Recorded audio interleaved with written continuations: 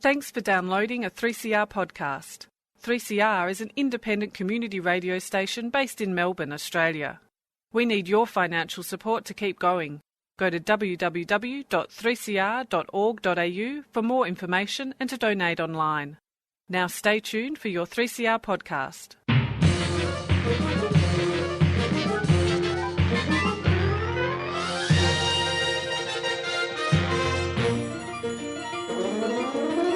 Welcome to the first episode of Lost in Science for the year 2022. My goodness, have you ever seen a year with so many twos in it? I don't know. It's got to mean something. Maybe buy that lotto ticket and choose a number 2 or something. Maybe it's got to be, I don't know. Wait until the 22nd of the 2nd, 2022, because I think that's got the maximum number of twos we can have this year. It's a good palindromic date. The 22nd of the 2nd, 2022. Very good. We do like a palindromic date. Yeah, yes. That's also got to be worth something.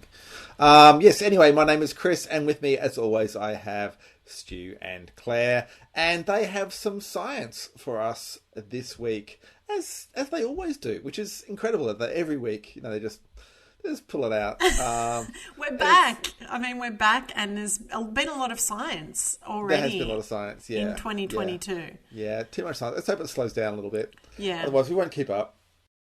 Well, we often don't. But, look, we turn our backs for, a few weeks, and, SpaceX have got a errant rocket crashing into the moon. All sorts of random stuff's gone all over the place without us paying attention. Hopefully we're not talking about anything too random and crazy tonight. Claire, what have you got for us? Well, for some people, January felt like a whole year. I don't know if that was the case for yourself, Chris, or yourself, Stu. But for one person who got a heart transplant, I reckon January would have felt like a really long time, because this was no ordinary heart transplant that happened in early January. This man got a heart transplant from a pig. Yeah, pigman heart transplant. The pigman is real. The pigman is real, and he's still alive today. And what did the pig get out of this exchange? One less heart he got. Yeah, or she. How many hearts do pigs need? One, yeah. Oh.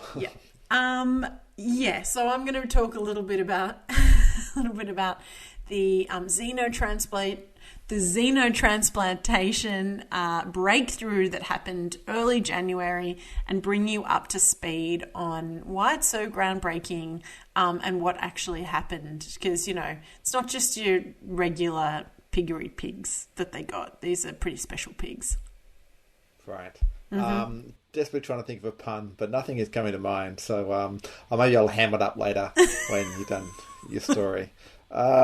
Stu, what have you got for us? Well, I'm going to trot along with the theme of medical advances involving animals, but actually the story I'm going to be talking about may remove the need for transplantation of organs in the future. We are talking a long way into the future, but some recent research has been looking into why animals in general can't regenerate organs and lost limbs, but yet some of them actually can, and some research which has shown that possibly we can trigger that regeneration in animals that can't usually do that kind of regenerative healing act that lizards can do when they drop their tail and things like that. But yeah, interesting advances in the field of medical science, which might mean, the days of pig transplantation have only just arrived, but they may well be on their way out. Who knows?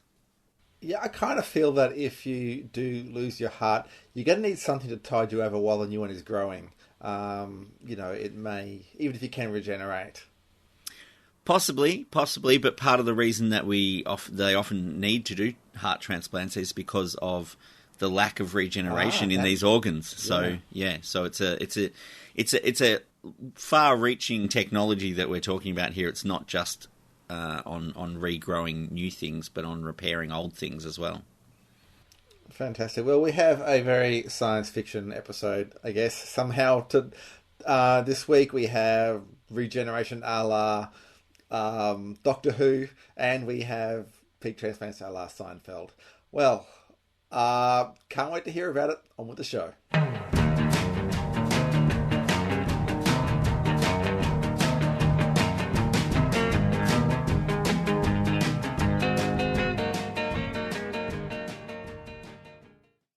So surgeons have been transplanting hearts for quite a while now. Can you guess how long it's been?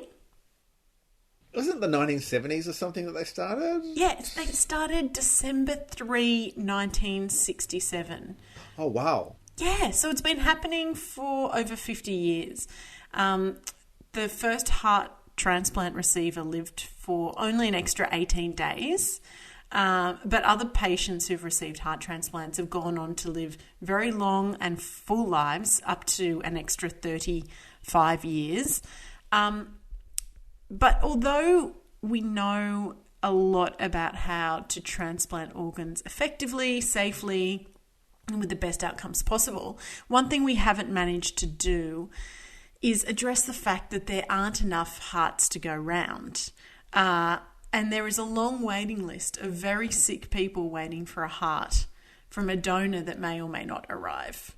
And that was the case for David Bennett, who's a 57-year-old man who was in urgent need of a heart transplant.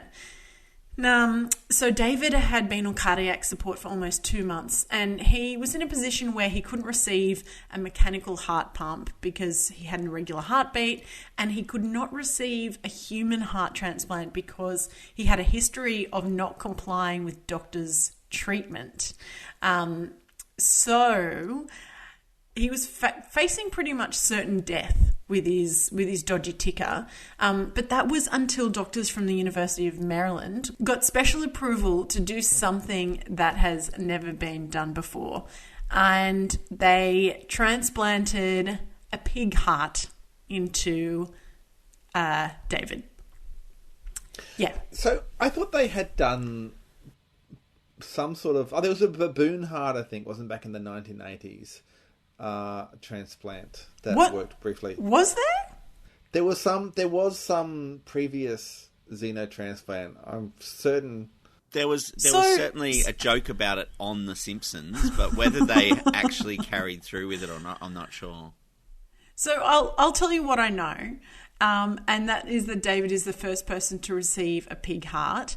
And I think the first person to receive a successful transplantation of a whole organ from another animal, but we'll have to check up on that.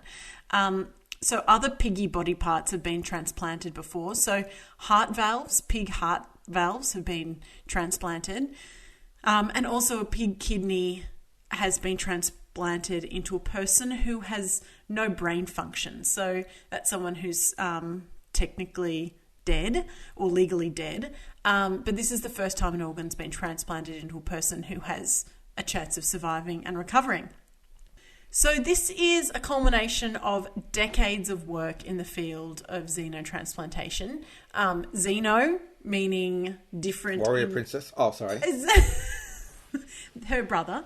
Yeah. Okay. Xeno meaning different in origin, and transplantation meaning... transplantation. So transplanting materials that are different in origin.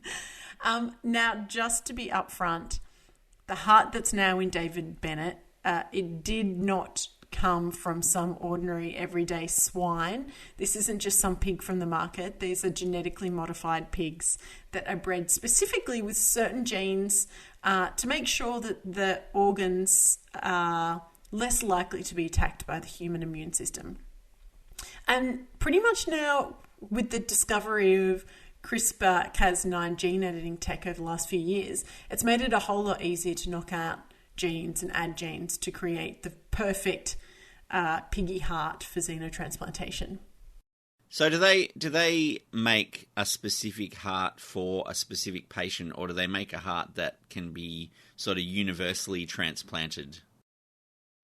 Well, from what I read, the future is bespoke hearts for bespoke patients. But at the moment, the lines, the sort of genetic lineage of these pigs, they're just trying to get to sort of like a basic understanding of what genes they need to knock out and what ones they need to add in to make sure that the heart's got the best chance of survival. So, in the sense that, like, you told us this was kind of the story of the pig man, but in many ways it's also the story of the man pig. Yeah, that's a very astute observation, Chris. So the pig that owned David's pig heart was developed by a biotech company named Revivicor, which sort of sounds like a bit of a supervillain biotech company, if you ask me, Revivicor. And these particular pigs have 10 different genetic modifications to maximise the chance of survival and lower the chance of rejection. So the company knocked out 3 pig genes that trigger attacks from the human immune system. They then added 6 human genes that will hopefully help David's body accept the organ. And then a final, but I would say very important modification prevents the heart from responding to growth hormones, which means that the heart, which is from a 400 kilogram animal, remains the size that a human needs and doesn't get incredibly large. As it just well could. I was going to say, I mean, pigs do grow a lot bigger than humans generally do, and that's probably one of the reasons that they use them, because they grow very quickly from newborn pigs to full-size pigs. So, yeah, I was sort of wondering if that would be an issue with matching with the recipient. Yeah, they would have to harvest them at just the right time, right? So you don't get a pig heart that's too big. And, you know, like, although this combo of gene sort of putting in and taking out seems to have resulted in a really successful transplant, you know, David's still alive, and this happened in early January. So, you know, by all accounts and by all measures, very successful. Interestingly, the researchers say there's still a lot of science to be done on exactly how many gene modifications are needed, what sort of combination is the best combination, and especially as each modification may have sort of adverse effects on the human recipient. So there are all these other different biotech companies out there with sort of doing different things. So there's this one called eGenesis that's creating these genetically modified pigs that can't pass on retroviruses. And then in Auckland, in New Zealand, just next door, they're breeding miniature pigs whose kidneys remain human-sized without having to rely on this growth hormone modification. So, yeah, I thought that was quite interesting, the way that different people are going about it. But undoubtedly, we should be continuing to talk about the ethics of xenotransplantation, continuing to have this dialogue about genetic modification. But for now, I guess we can say that these porcine heart transplantations are no longer a pigment of our imagination.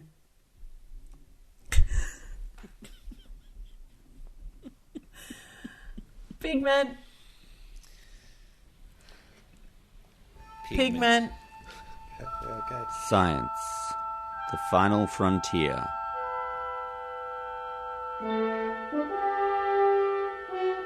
These are the voyages of Lost in Science, our ongoing mission to explain strange new words, to seek out new science and new explanations, to boldly go where no radio has gone before.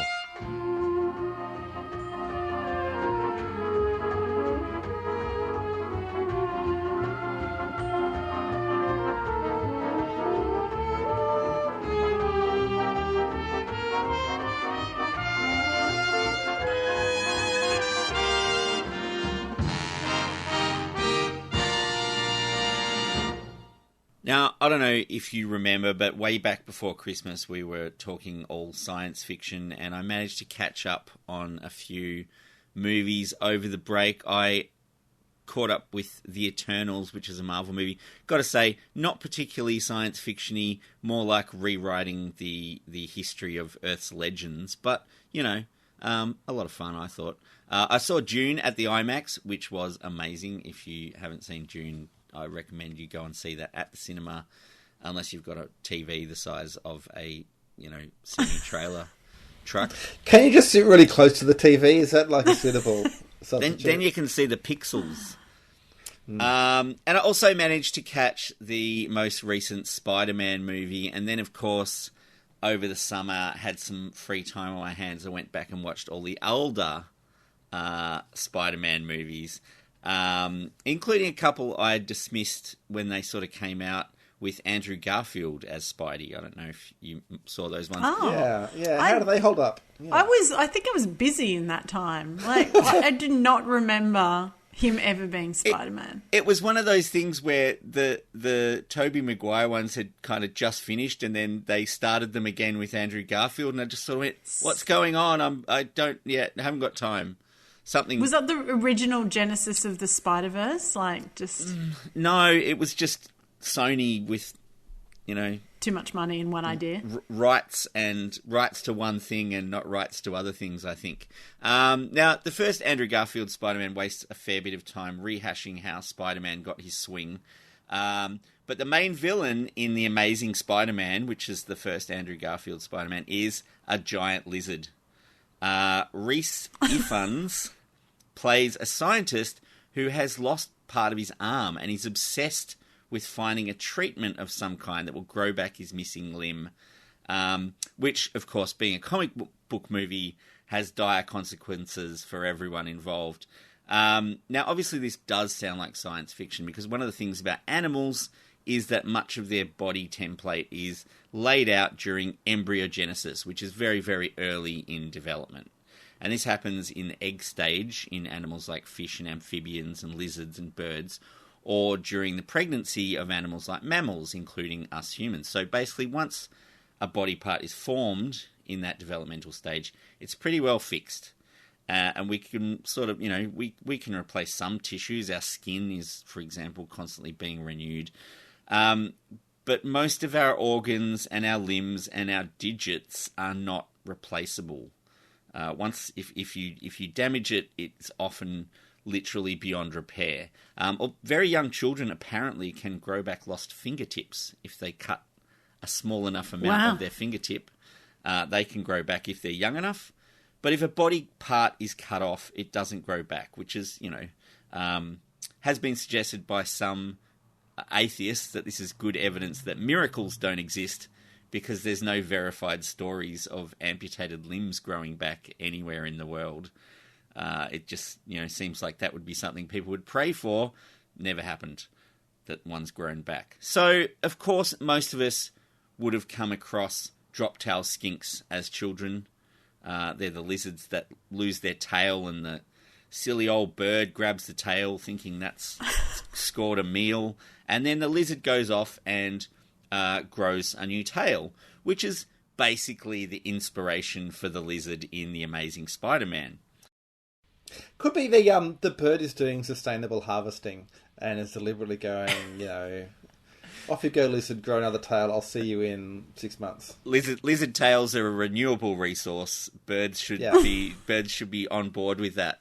Some other animals can do this as well, including several species of amphibians like frogs and salamanders, and some reptiles. But not all species are capable of this type of regeneration. Now, in medicine, the lack of treatments for lost limbs and digits is a huge limitation for doctors and patients. There's not really much you can do for people like that, you know, other than prosthetics and, you know, sort of palliative care to make sure that other things don't go wrong as a result of losing limbs or digits. This applies to a lot of organs in the body that can't regenerate. Basically everything, every organ in the human body except the liver does not regenerate. The liver can regenerate from, I think you can lose up to half of your liver and it can regrow, which is one of the reasons liver transplants are quite common, because you can take a piece of liver and not a whole liver, so people can sort of divide up their liver and donate bits of it to people as well and still survive. But one of the reasons for this is possibly that one of the basic reactions to injury in many animals is they produce scar tissue.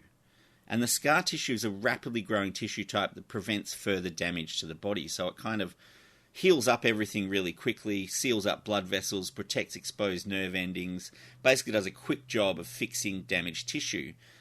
But that rush job may be what's preventing further healing and regeneration. So doctors have been searching for many years for ways to allow for tissue regeneration following injury. And like Kurt Connors, the character from The Amazing Spider-Man, they've looked to species which are able to do this on their own. And a research paper published in Science Advances in January this year shows some promise down this research pathway. The paper is entitled Acute Multi-Drug Delivery via a Wearable Bioreactor Facilitates Long-Term Limb Regeneration and Functional Recovery in Adult Xenopus laevis. Now, Xenopus laevis is a frog. I was going to say, haven't we heard of this frog before recently? We have, but it's completely separate course of research. So this frog did come up. Yeah. I think it may be one of those lab, one of those model model species that they use and they do lots of experiments on because they understand it really well.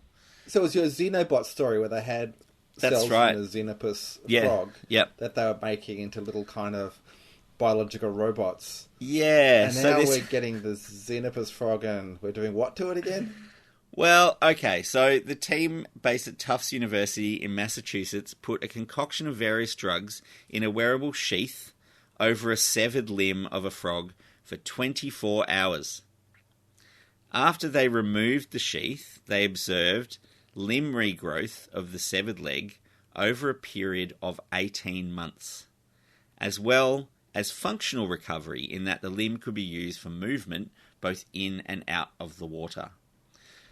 Wow. They repeated this on a number of frogs of the same species, and look, it must have taken ages to wait for these injured frogs to be brought in with their missing limbs in frog ambulances to the Tufts University Hospital. But look, all these amputee frogs came in. They did the same experiment and got the same result each time. So basically what they're doing is exposing the injury to a cocktail of drugs for a very short time, which then has an effect over a really long time of regenerating the missing limb. And that includes bone and muscle and skin and all of the other tissue types involved there.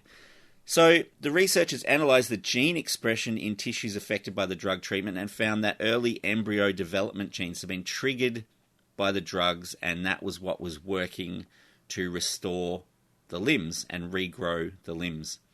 Are these early embryo genes something that's specific to frogs, or is this something that sort of goes across the animal kingdom?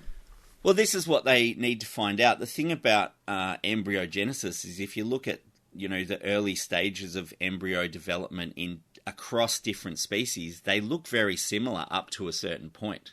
So the embryo of a frog looks quite a lot like, the embryo of a lizard and the embryo of a bird and the embryo of a mammal. They all look the same early on, and then it's only as they age that they sort of diverge into their different species. So the limb sort of development stuff happens really quite early, and there's a lot of animals around with 4 limbs. Birds have got 2 wings and 2 legs. Mammals have usually got 4 limbs, arms and legs, or whatever, however you want to divide them up. I have another question. Yeah. It's about, was the frog leg adult sized? Like, was it appropriate to the age of the frog? They were not completely normal legs, but they were not just sort of extensions of what was left after the limb was severed. So they did actually regrow something of a leg. It's not exactly the same as what was there, but it's very, very similar, and it did develop along similar pathways. Now, obviously, this is experiments with frogs. The species they were looking at does not naturally have this ability. So there are frogs that can regrow lost limbs. This species doesn't usually have the capability of doing that. So it's definitely the treatment that they've been giving it and the concoction of drugs that they've applied. They're not just exploiting the existing abilities of this species, because this species cannot actually do this by itself. And, you know, as I said, this is in frogs. We're a long way off doing any kind of application on human beings, but the hope is that by unlocking the key to the early embryo development genes is that they may be able to restore tissue function in things like, for example, damaged heart tissue, which is one of the reasons that people get valve transplants and heart transplants, is because we can't regenerate the heart. If we could regenerate the heart by giving people the right drugs, you would do away with the need for heart transplants, and a lot more patients would have, you know, the ability to survive the damage to their heart, which is causing them health problems. And you know that the scope of this is endless, really. There's so many different things that could be helped, you know, from sort of burns victims to, you know, lung damage and kidney damage and all of those things where we don't really have that many treatments available. And it may be a long way off helping humans with similar problems, but this work on frogs is still a big leap in the right direction. Nice. So you know how like the lizards drop their tail when there's a bird coming? Maybe these frogs will just put their legs off when they see a French chef coming towards them.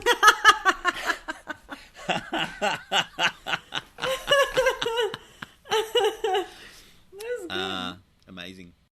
And that's it for another episode of Lost in Science. Lost in Science is recorded for 3CR in Melbourne on the lands of the Wurundjeri people of the Kulin Nation, and it airs across Australia on the Community Radio Network with the support of the Community Broadcasting Foundation.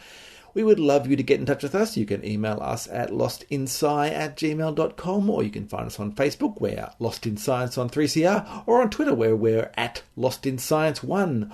You can find us on your favourite podcast app, where if you get the chance, please give us a good rating and review, as that will raise us up in the search rankings so other people can find the science. Or you can listen to us however you listen to us now, where the same time every week, Claire, Stu and Chris get Lost in Science!